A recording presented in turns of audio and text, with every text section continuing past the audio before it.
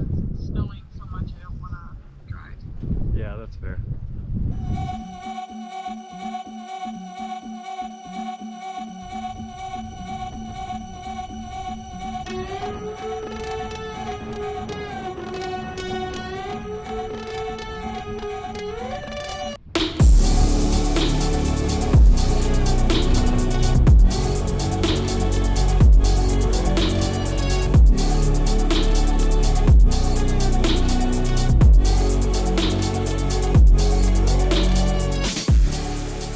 There's a book I always have read a number of times and I just always recommend it to people. It's called What Doesn't Kill Us by Scott Carney. Kind of follows the whole Wim Hof thing. One of the key takeaways out of that book is that movement is what helps us deal with uncomfortable situations. You think about 100 years ago, 200, 1,000 years ago, like the human beings haven't changed that much biologically, but we were able to survive in some pretty rough climates, right? Without indoor heating and cars and parking garages and 4 layers of Gore-Tex.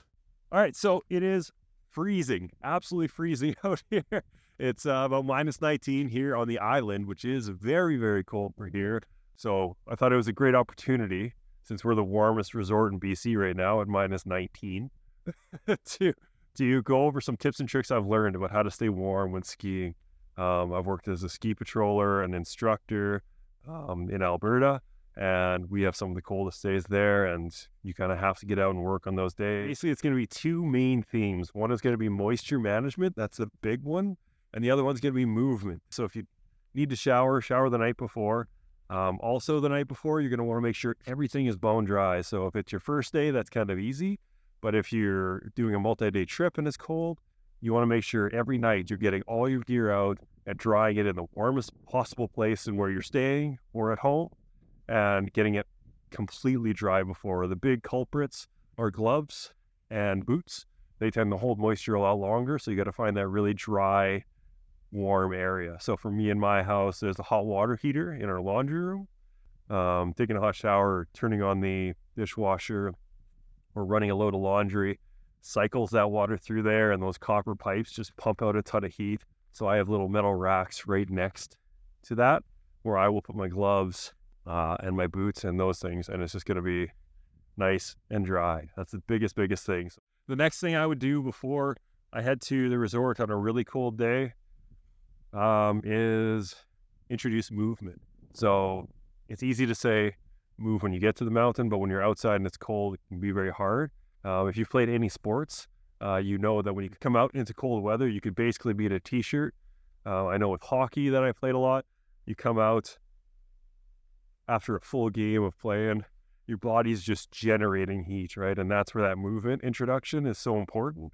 And introduce it as early as you can. So as long as you're within like an hour of getting to the resort, whether it's your house or where you're staying, introducing that movement. So even if it's just a few push-ups, some jumping jacks, jump on a stationary bike, treadmill, get that blood flowing and moving. That's it. So at home, packing everything, keeping everything dry, and getting that movement introduced just so that blood's flowing in your body when you get to the resort. Common mistakes I see people make when they come out on a cold day. One is 2 pairs of socks. They will double up the socks. Do not do that. That just introduces more bulk into your boots. And when you tighten them up, your feet are going to be restricted. Blood's going to be harder to get to there, and you're not going to have that circulation, and your feet are just going to get colder faster. The other big mistake I always see with people that I used to teach, or with people that just come to the mountain, is they would use those little hot packs. Now, those can be very, very helpful. I'm not saying never use those little heat packs. I use them myself on the cold days, but what you don't want to do is overuse them. So I would avoid the ones in the boots, mainly because you can't take them out easy. And the reason you'd want to take them out when you need to is because they get hot, they get warm, and you're going to have a patch that's really warm, and your foot is going to start sweating. And that's going to introduce that moisture in there. And then once they stop working after an hour or two, now you just got a wet foot, less circulation in your foot type of situation, which is not good. The other thing is I see people put them in their hands. That's a good place for them. The reason that's a good place for them, and the feet isn't, is you can take them out easy. So if you feel your hands are getting kind of warm, you can move it around to a different spot. And that is great. If you're like me and you have pretty good circulation in your hands, you can take them out before you start to feel like sweating and just pop them in a pocket on your inside of your jacket. That's going to give you some more heat there and that type of thing. Or pop it with your phone so your phone doesn't die as quick. Another little pro tip. Or batteries for your GoPro. Those types of things. As far as on the mountain, how do you stay warm while you're moving around? So the chairlift is going to be the coldest spot on the mountain. In a lot of cases, because you're not moving, you're going up, it's a cold day, people are falling off the chairlift, stopping more, whatever, the chairlift kind of sucks. So that's where you're going to use those little heaters and things like that. But the key thing to remember is introduce movement. So if you know there's going to be a long lift line, which cold day, probably not, but if you know it's going to be a long lift line, or it's a long lift, or it's a windy day, so that you get lots of that, get that movement going. So take off your skis, go for a hike up and down any little hill. That just introduces that movement, gets that circulation going, right? And then throw back on, get on the lift, take that up. Cover any skin. Look out for anybody else that's getting signs of frostbite and things like that, of course. But cover any skin, keeping in mind that if you use your buff the whole time, you're introducing moisture from your mouth. So that can freeze over, which is hard to breathe. And if you pull it down because you can't breathe, now all of a sudden that wet buff is on your neck. So if you are going to cover up, if you're that kind of person that likes to cover up, then have multiple buffs, right? Rotate it once or twice to get that dry area, especially when you're going to be sitting on a lift. So now we're talking about riding down. How do you stay warm riding down? Well, obviously you're moving a bit. Yeah, so you don't want to be at a point where you're sweating. Also, the big thing is you don't want to be going too fast. You don't want to be introducing a ton of moisture and wind to your body, right? It's a day where you're trying to get just the most laps in you can. So take it easy, go nice and slow, relax. It's just a cold day, have fun, find some fresh snow because there's less people on the mountain. Just have some fun. The next thing is, if you're going to take a break, you're going to be taking breaks through the day, especially if it's a really cold day. If it's kind of minus 15 to minus 30, you're going to be taking a lot of breaks.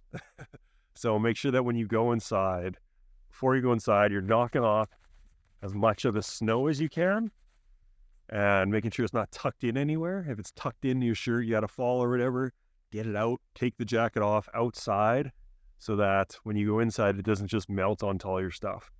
Once you get inside, ideally find a place that isn't super crowded, because if you're in a super crowded place, it's going to have a lot of people that didn't shake off their snow, and it's going to be just moisture city. You're going to see it in the air. You're going to feel it. You're never going to want to go outside because it's going to feel so cold. So something that's dry and warm is the absolute best for breaks during the day and after, right? Once you get inside, if you're cold, obviously you will be. That's why you're taking a break. Get the gloves off, not introducing snow into them. Get the layers off, get your jacket completely off, let that cold air out. People will just like keep their jacket zipped up and come inside. It's like you're bringing in that cold air. So just get that out. Make sure it's put somewhere it's not going to get wet. If your feet are cold, then you can loosen, obviously. If that's not enough, that's generally enough for me. I have good circulation. And if you don't have great circulation, or if your heater packs that I told you not to put in there are dead in there, then take your boots off, let your feet warm up, make sure not to get any moisture. Don't put them in a puddle and those types of things, but keep the boots so that cold air can get out. That's kind of the key. And those are kind of my big tips for the day on how to stay warm on the mountain. If you have other ones, leave them down below. I know I missed a ton of these, but I didn't want to make this video 45 minutes long. But as a summary, moisture management, stay dry, and movement. Keep the circulation going. Your body is very good. We survive for tens of thousands, hundreds of thousands of years without Arcteryx and Gore-Tex because we were moving. It's definitely the key. I see it with work and everything. So moisture management and movement. Thank you. This is probably a longer video than I wanted to make, but hopefully that was pretty helpful. Cheers. Yep.